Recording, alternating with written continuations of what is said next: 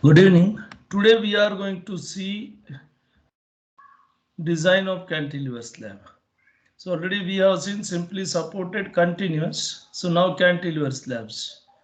So now in this we have this problem design a cantilever slab for effective span. So you can see we have effective span 1.5 meters subjected to floor finish also 1.5 kilonewton per meter square and live load 3 kilonewton per meter square M20 and Fe415. Draw details of reinforcement.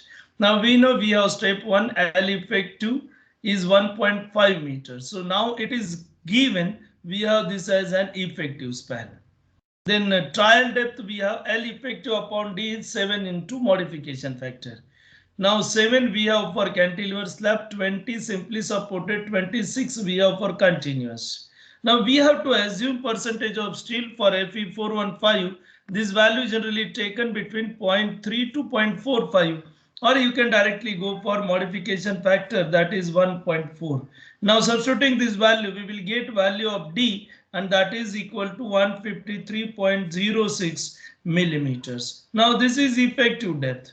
Now we will consider effective cover. Generally we are going to consider effective cover 20 millimeter, because clear cover we are taking 15 plus 5 by 2 10 mm bar generally considered in this. So we have 15 which is clear cover plus 5 by 2 which is diameter by 2, and that is 20 which is D dash, that is your effective cover.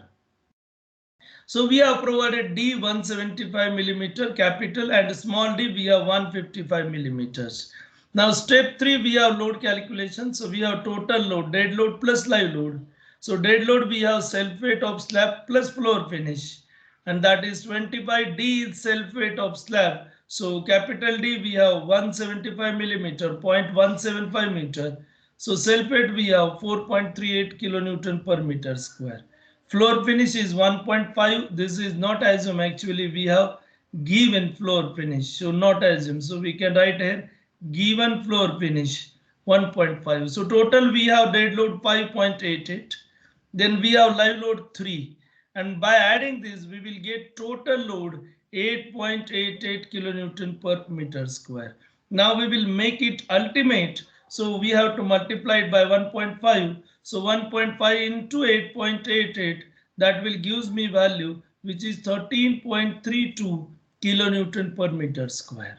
Then we have next shear force and bending moment calculations. As beam is cantilever, so whatever total load, that will be our reaction, because we know we are in this fashion now and we have UDL on this. So whatever reaction we have, that reaction we will get it as WU into L. So this reaction will be WU into L, and moment we have WUL square by 2.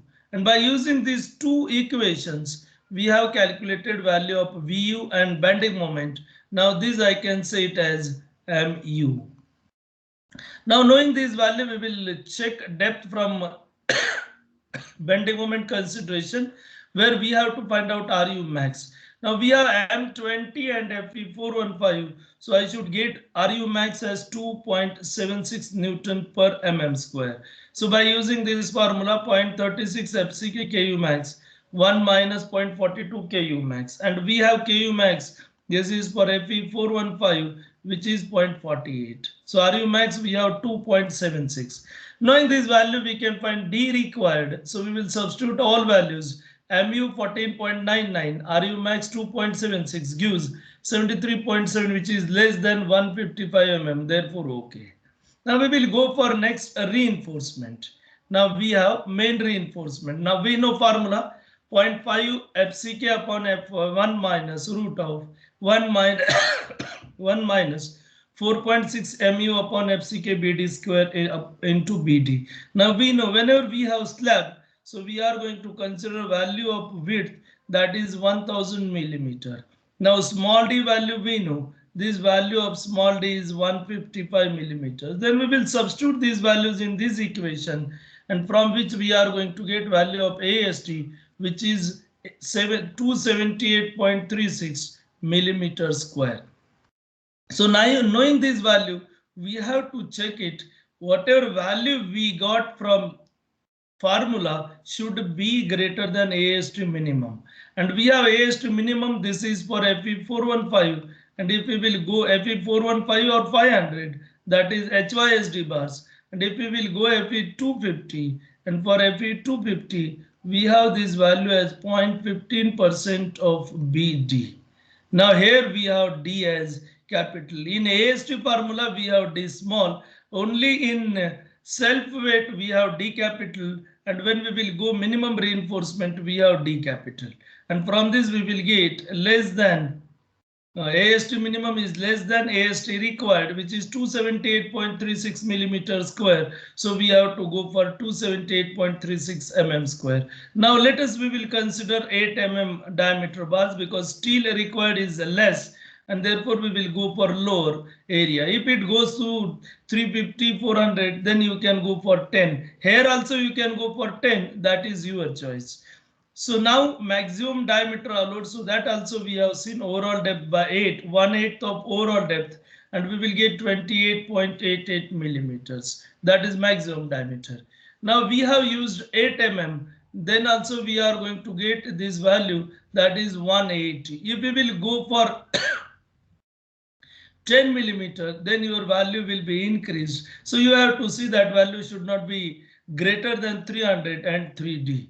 So from this we will get 180.57 millimeter, and so we have 8 mm diameter bars with spacing as 180 millimeter center to center. We have to always go on lower side so that AST provided will be larger than the required. Then AST required, we have this formula. AST provided. So 1000 AST upon this is spacing, and this is spacing provided. And we have provided this spacing as 180, and from this we will get this as 279.25, and required value is 278.36 millimeters square.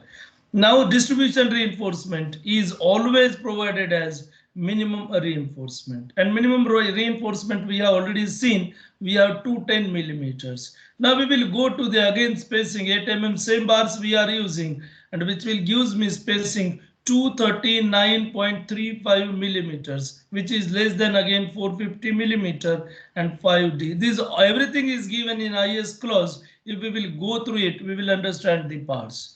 Then provide 8 mm diameter as 230 mm center to center. Now check for deflection. Now actually in this we need not require to check deflection because depth whatever we have provided, that we have provided by using deflection criteria, which is given in IS 22.2. Now percentage PT, we have 0.18 percentage, and from this if we will go to figure number 4, we are going to get modification factor 1.6, which is greater than we have assumed, and therefore D required we have 133.93, and provided is 155 millimeters, therefore okay. Then we have checked for shear. Actually in slabs we need not require to go for this, but you can see this steel available at support, we have 279.25, which is provided. Then we have to find VUC, which is K tau CBD. Now K we are going to get, which is from 40.2.1.1, which is 1.3 for depth of slab as 155, sorry, overall depth of slab, that is 175 millimeter. Now percentage reinforcement already we have calculated 0.18, and by using table to 19 we are going to get value of tau C, and that value of tau C we have 0.28, as tau C is greater than 0.28 Newton per mm. For 0.15 we have 0.18, and therefore we are going to get this 1.3 into 0.28 into 1000 into 155. We have this value as 56.42 kilonewton, which is much greater than 19.98.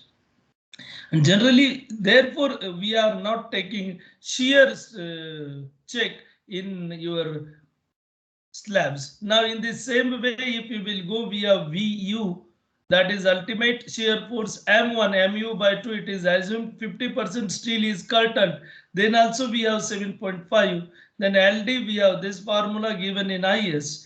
and then 1.3 M1 by V, which is greater than LD, and therefore check is okay. So in detail we will see in beams actually. Here we will not go in detail with this development length. Here that development length is always satisfied. So now if we will see this reinforcement, now in this we have tension at top, and therefore we are providing bars at top. In case of simply supported beams, tension is at bottom, therefore we are providing at bottom. Now wherever you have at top or you have at bottom, your main steel should be on outer side and distribution steel should be inner side. So you can see this. So red we have in distribution reinforcement, and blue we have main reinforcement, and this we have LD available, which is much greater than required. So likewise we have to go actually for drawings of cantilever beam. So now we will stop here only. So remaining part we will see in the next lecture. So now we will stop. So thank you.